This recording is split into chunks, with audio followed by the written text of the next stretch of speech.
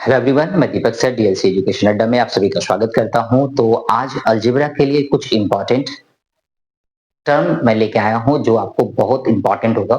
क्या होता है कि जब हम लोग सॉल्व करने के लिए बैठते हैं ना, तो या जब मैं कुछ आपको बता रहा हूं, तो बताते बताते कुछ ऐसे टर्म्स मेरे मुंह में आते हैं जो मैं आपको बताता हूं, सुनाता हूं।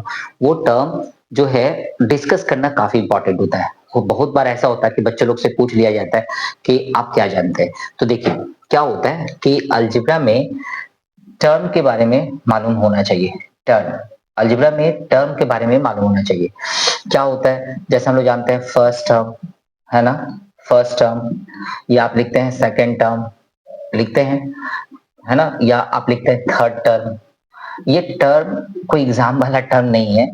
जैसे एडिशन करने के लिए मैंने लिखा 3x² प्लस में 5p³ अब फिर मैंने कॉमा लगाया और माइनस में मैंने लिखा mn। ठीक है, अब मैं क्या करने वाला हूं, इसको ऐड करने वाला हूं। सपोज मैं इसे ऐड करना है मुझे, तो 3x² प्लस दिखाऊंगा 5p³ देखिए ये प्लस करने के लिए ये कॉमा के बाद मैंने प्लस दिया, लेकिन मैंने ब्रैकेट नहीं दिया क्योंकि ये संख्या प्लस में है तो ब्रैकेट नहीं दिया। अब देखिए यहाँ पे फिर प्लस लिखूंगा, यहाँ पे मुझे ब्रैकेट देना होगा, तो यहाँ पे देना होगा ब्रैकेट mn। अब देखिए ध्यान से, हमारे पास में प्लस और माइनस का जो साइन होता है ना, प्लस और माइनस का जो साइन आता है वो टर्म बनाता है। क्या बनाता है? टर्म। कैसे टर्म बनता है? देखिए ये माइनस हो जाएगा mn, ब्रैकेट के बाहर में प्लस है तो साइन आपको नहीं बदलना है, ब्रैकेट के बाहर प्लस है साइन नहीं बदलना है, जो साइन होगा भीतर में वही लिख देना है।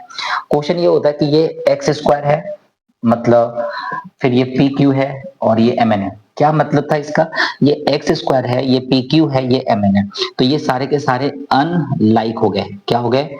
अनलाइक टर्म हो गए। तो ना एडिशन होगा ना सब्ट्रैक्शन होगा, तो अनलाइक टर्म है। तो कितने टर्म है इसमें, है ना। अनलाइक टर्म मैं कह रहा हूं, तो अनलाइक टर्म में कितने टर्म है? तो इसमें ये पहला वाला दिख रहा है, ये दूसरा वाला दिख रहा है, ये तीसरा वाला दिख रहा है? नहीं। जब आप कॉमा लगा के थे ना, जब आप कॉमा लगा के अलग लिखे थे, तो उस समय वो था पहला टर्म। कॉमा लगा के लिखे थे वो था दूसरा टर्म, कॉमा लगा के था वो तीसरा टर्म। सर अब आप इसको, आपने क्या किया, एडिशन करके एक नंबर निकाला।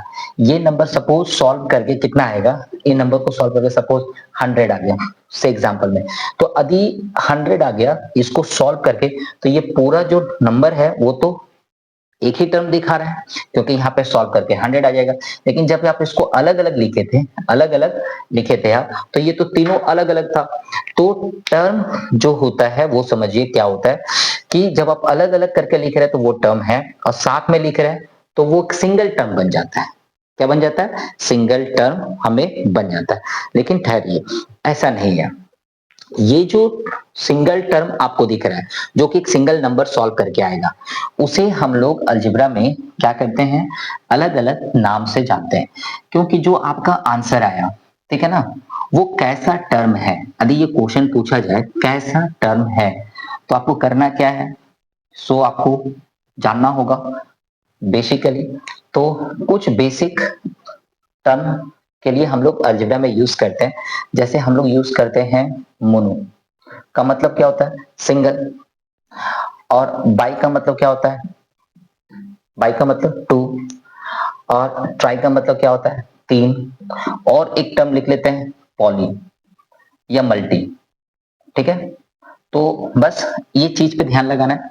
मोनो का मतलब क्या होता है? सिंगल। तो यदि आप टर्म ले रहे हैं तो मोनोमियल टर्म यदि हम लिख देते हैं, मोनोमियल टर्म, तो यदि आप ये मोनोमियल टर्म यदि ले रहे हैं तो मतलब एक ही होगा। जैसे आपने क्या लिखा, 3x, ये आपका आंसर आ गया।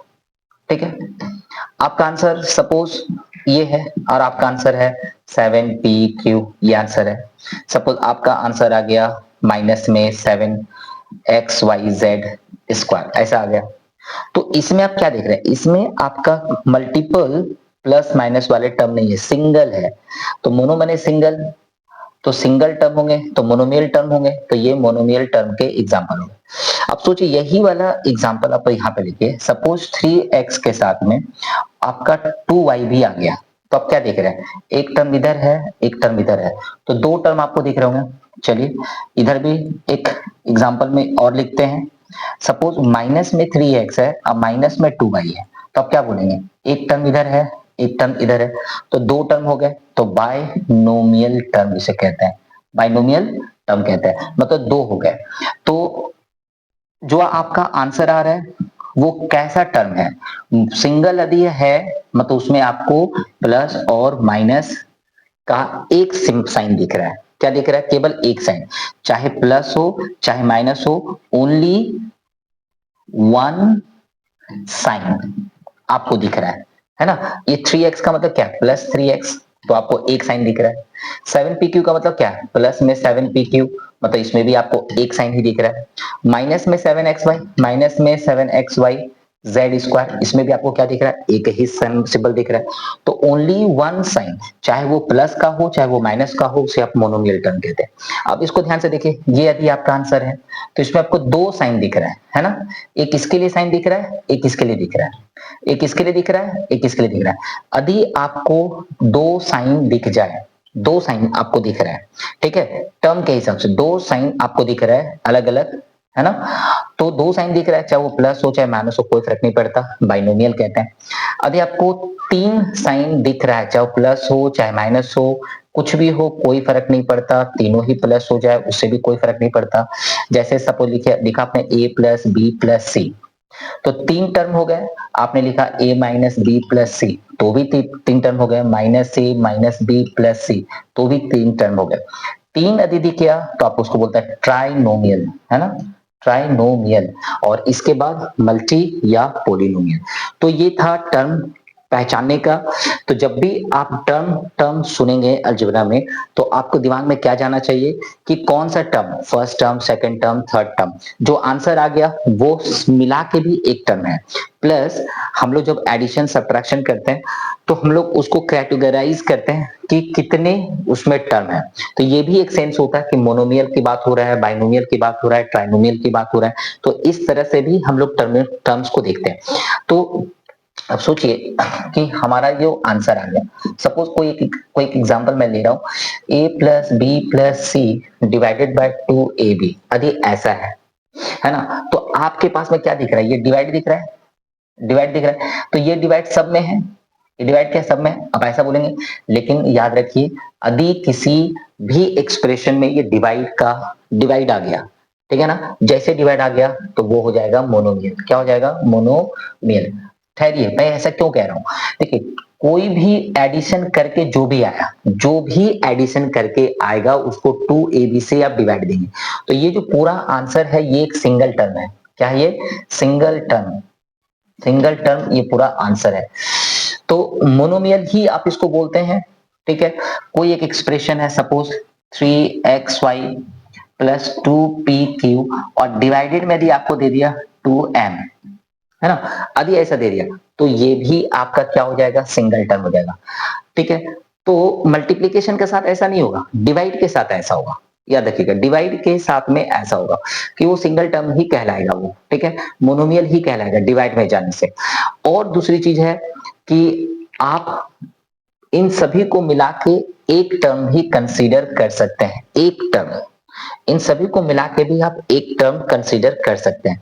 जैसे a प्लस बी प्लस सी एक टर्म हो गया, a माइनस बी प्लस सी ये भी एक टर्म हो गया। तो अलजेब्रा में इस तरह से एक्सप्रेशन एक्सप्रेस किया जाता है टर्म बोलने से। टर्म यदि टर्म बोला जा रहा है तो केवल ये मत समझिएगा दिमाग में कि ये मोनोमियल है, बाइनोमियल है, ट्राइनोमियल है, पोलिनोमियल है, दिमाग से निकाल लीजिए। आपको इतना ही याद रखना है कि जो एक्सप्रेशन हो रहा है ना, उस एक्सप्रेशन के आधार पर आप जो शो करना चाह रहे हैं, जिस नंबर को आप लिख रहे हैं उसको कैसे लिख रहे हैं उस पर डिटरमाइन होता है टर्म। ओके, तो चलिए मिलते हैं नेक्स्ट वीडियो में। Thank you, bye bye.